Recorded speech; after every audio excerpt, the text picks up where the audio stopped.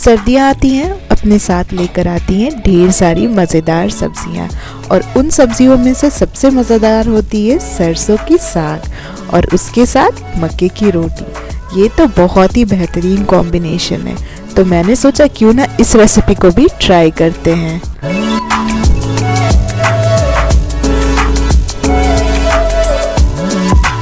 तो सरसों का साग ढेर सारे साग से बनती है। तो पहले हम यहाँ पे लेंगे पालक का साग।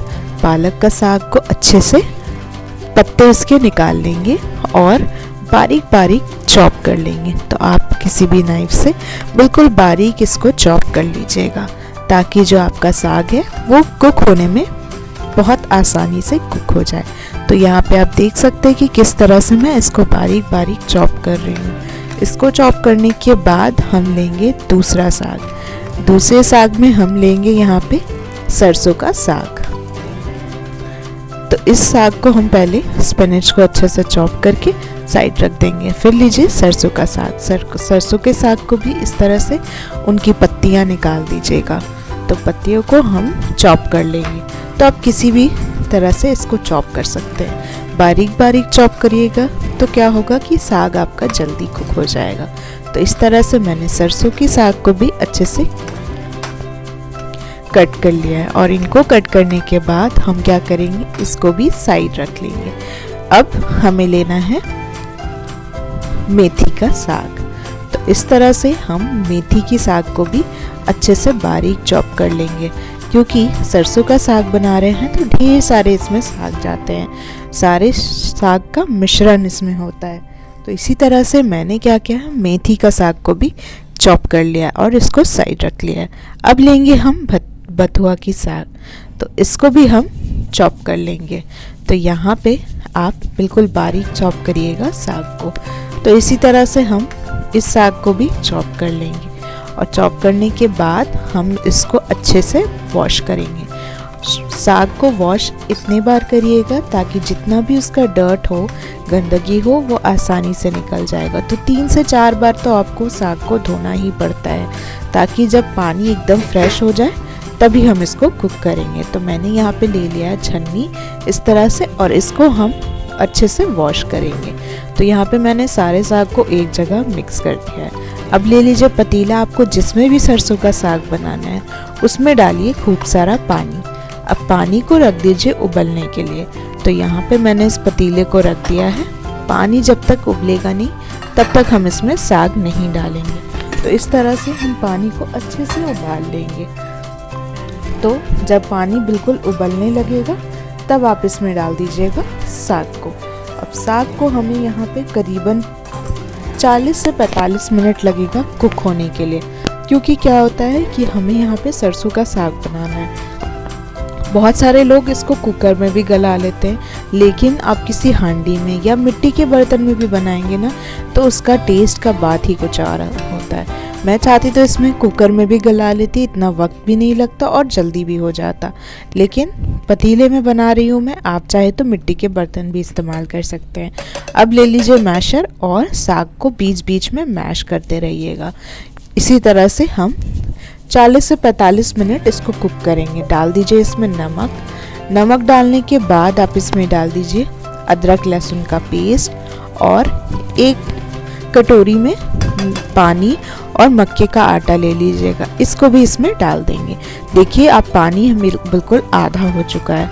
अब इसको क्या करेंगे, अच्छे से हमें पानी को सुखाना है, और देखते जाएंगे बीच बीच में हमारा साग कुक हुआ है कि नहीं। और इसमें डाल दीजिए हरी मिर्ची बारीक बारीक कट करके डाल दीजिएगा, और बीच बीच में मैशर से मैश करते रहिएगा, तभी आपका जो साग है अच्छे से मैश हो जाएगा। आप चाहे तो इसको मिक्सर से भी ग्राइंड कर सकते हैं, लेकिन मैशर से मैश करिएगा तो वो और अलग ही टेस्ट आता है। मिक्सर में ग्राइंड करिएगा तो बहुत ग्राइंड पेस्ट बन जाएगा। तो इसी तरह से हम पानी को बिल्कुल सुखा लेंगे। पानी जब बिल्कुल सूख जाएगा और साग बिल्कुल थिक हो जाएगा, तब आप समझ जाइएगा कि आपकी सरसों की साग बनके तैयार है। तो इस सर्दियों में सरसों के साग का तो मज़ा ही कुछ और होता है। और आप देखिएगा कि बहुत सारे लोग इन सर्दियों में सरसों का साग खाना बहुत पसंद करते हैं। तो इसी तरह मैंने भी सोचा क्यों ना इस बेहतरीन सी लाजवाब डिश को मैं भी ट्राई करूं और घर पे बनाऊं। तो देखिए कि पानी हमारा बिल्कुल सूख गया है और साग एकदम थिक हो चुका है। तो यहाँ पे साग हमारा बन के तैयार हो गया है। एकदम कलर और टेक्सचर भी इसका बहुत अच्छा हो गया है और एकदम थिक हो गया है। अब इस पॉइंट पे हम क्या करेंगे, गैस का फ्लेम ऑफ कर देंगे क्योंकि हमारा साग अच्छे से कुक हो गया है। अब साग को हम तड़का देंगे। अब उसके लिए ले लीजिए पैन, कोई सा भी पैन इस्तेमाल कर सकते हैं। मैंने यहाँ पे नॉन स्टिक पैन इस्तेमाल किया है। अब इसमें डालेंगे खूब सारा घी। घी को मेल्ट होने के लिए छोड़ देना है। घी जब मेल्ट हो जाए थोड़ा सा डालेंगे हींग। हींग डालने के बाद इसमें चॉप किया हुआ लहसुन, तो लहसुन को अच्छे से हम गोल्डन ब्राउन कर लेंगे। डाल देंगे एक लाल मिर्च सूखी वाली और इस पे डालेंगे हम मीडियम साइज़ या स्मॉल साइज़ के चॉप किया हुआ प्याज। मैंने हैंड ग्राइंडर से इसको चॉप कर लिया था। अब प्याज को हल्का सा गोल्डन ब्राउन कर लेना है। जब प्याज आपका गोल्डन ब्राउन हो जाएगा तब इसमें मसाले डाल देंगे। तो मसालों में हम डालेंगे थोड़ा सा कश्मीरी लाल मिर्च पाउडर, थोड़ा सा गरम मसाला पाउडर और थोड़ा सा रोस्टेड जीरा पाउडर और लाल मिर्च पाउडर। ये सारे मसाले डाल करके मिक्स कर लीजिए। मिक्स करने के बाद जब प्याज अच्छे से भुन जाएगा और मसाला भी कुक हो जाएगा तब हम इसमें डाल देंगे सरसों का साग। तो देखिए मसाला तेल छोड़ने लगा। अब हम इसमें डाल देंगे सरसों का साग। आपको जितनी क्वांटिटी में भी इसको डालना है। और बाकी जो साग है बची हुई आप आसानी से उसको स्टोर कर सकते हैं। आराम से हफ्ते भर आपका साग स्टोर हो जाएगा। तो इसी तरह से मैंने क्या किया, सरसों का साग तैयार कर लिया। अब सरसों का साग है, मक्की की रोटी बननी बाकी है। तो चलिए इसको भी बना लेते हैं। ले लीजिए पतीला जिसमें भी आपको आटा गूंदना है, उसमें डाल दीजिए मकई का आटा। स्ट्रेनर से इसको स्ट्रेन कर लीजिए। तो स्ट्रेन करने के बाद हम इसमें डाल देंगे ग्रेटेड मूली। तो यहाँ पे मैंने मूली को रेत दिया था और पानी छोड़ लिया था।